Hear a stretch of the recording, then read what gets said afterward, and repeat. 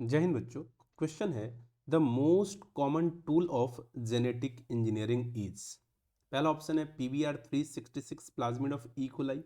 Second option है M13 plasmid actual में plasmid ही है ऑफ हीमोफिलस एजिप्टस एक साथ है। PBR322 plasmid of E coli Escherichia coli. PCR238 plasmid of Bacillus ग्लोबिगी।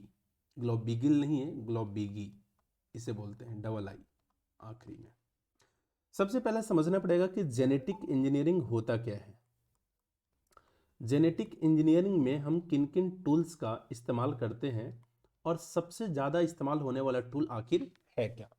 Actually genetic engineering एक ऐसा प्रोसेस है जहां पर दो डिफरेंट डीएनए, एक डीएनए जिसके पास कोई डिजायरेबल कैरेक्टर है, जिसका हम क्लोन बना करके कोई प्रोडक्ट बनाना चाहते हैं, जिससे हम लोग क्या बोल देंगे, फॉरेन डीएनए। इसे हम लोग एक ऐसे डीएनए के साथ जोड़ते हैं जिसे कॉमनली हम लोग क्या बोलते हैं, वेक्टर, है ना। वेक्टर एक्चुअली डीएनए मॉलिक्यूल ही है जो वेहिकल की तरह काम करता है, यानी किसी डीएनए को एक जगह से दूसरे जगह तक ले जाने, यानी कैरियर की तरह काम करता है। अब हम सबसे पहले क्या करते हैं, दोनों डीएनए में सेम रेस्ट्रिक्शन एंडोन्यूक्लियस एंजाइम का एक्शन दिलवाते हैं।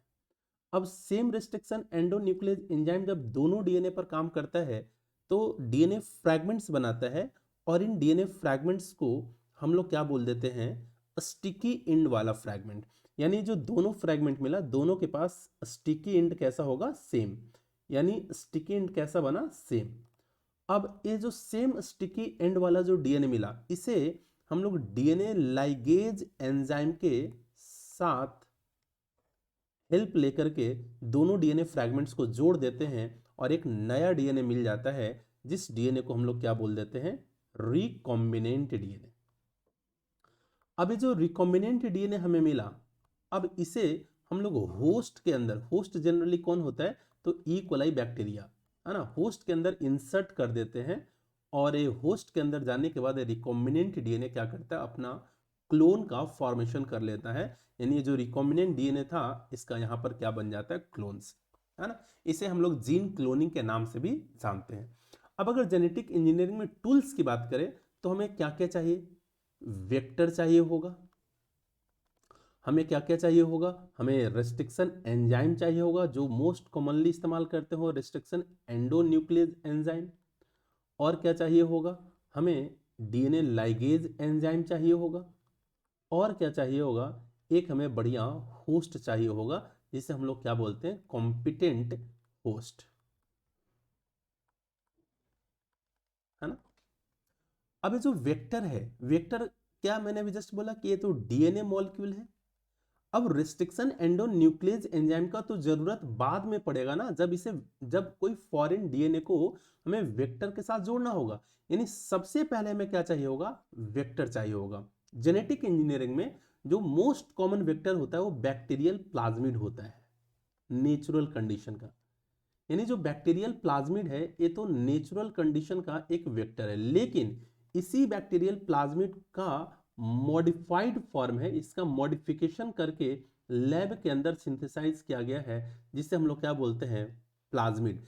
एक्चुअली इसका नाम होता है PBR322 प्लाज्मिड।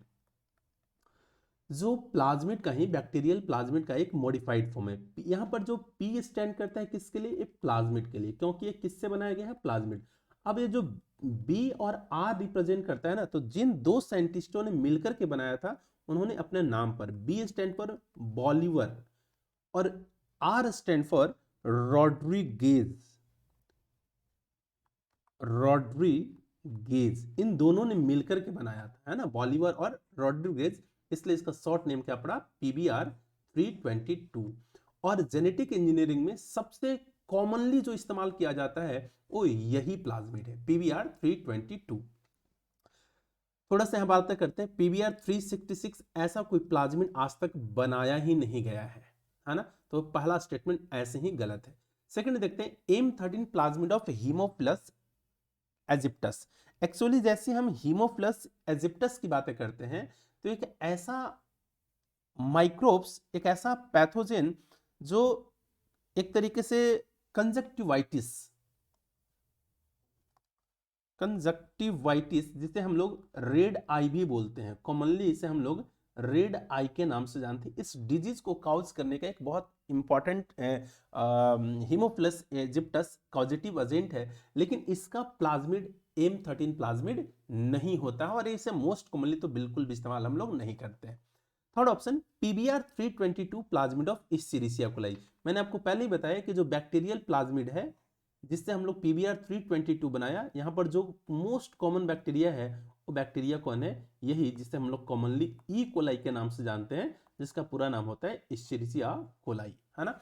यानी सी स्टेटमेंट यहाँ बिल्कुल सही स्टेटमेंट है। एक और ऑप्शन है PCR 238। सबसे पहली बात, PCR 238 के नाम से कोई प्लाज्मिड होता ही नहीं है।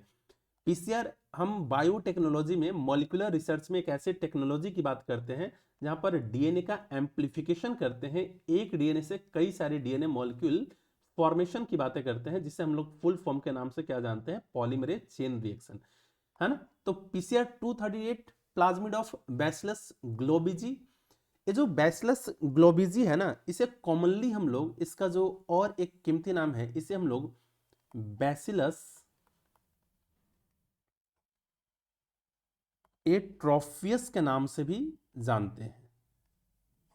बैसिलस एट्रोफियस एक कैसा बैक्टीरिया है, तो एक रॉड शेप्ड बैक्टीरिया है, रॉड शेप्ड बैक्टीरिया है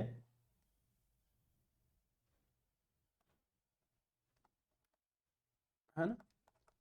तो ये डी ऑप्शन भी गलत हो गया। यहां पर जो करेक्ट ऑप्शन है वो क्या है, सी।